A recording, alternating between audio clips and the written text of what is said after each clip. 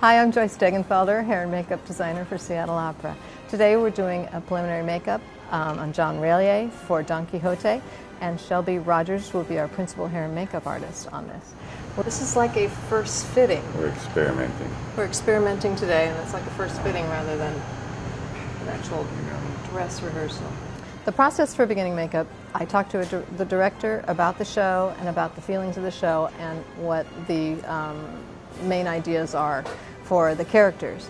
And then I process that for a little bit and then gather some research and so forth if it's a particular type of period and or a specialty makeup. Opera makeup has a tendency to be more bold and more strong because you're throwing it a lot farther from the stage to the back of the house. You don't want it so strong that the front of the house doesn't like the way they look. The modern tendency now is to go to more natural makeup and a lot less of it. But for some things, as aging as we're doing in some operas, we need a lot more makeup on the singers to achieve that type of face.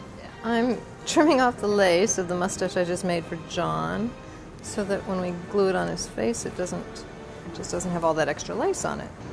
In doing a first fitting with John Rallier, his Don Quixote character, he had a lot that he brought to his look and his style that he wanted to be, and making it a longer and thinner goatee and just a shorter and smaller mustache.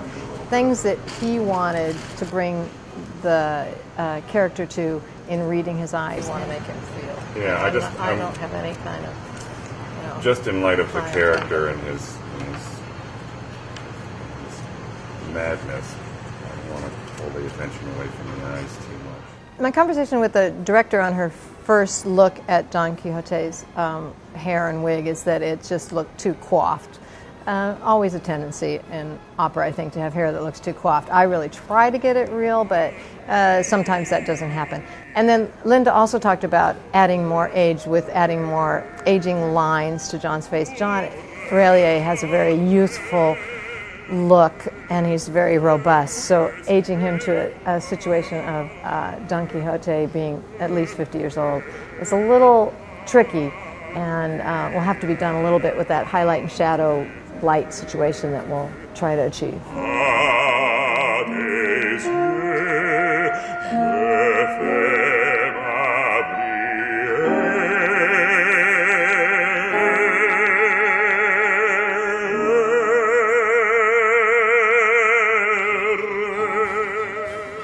All these characters will come to life with some great makeup in this show for Don Quixote, and I hope you all come to see it.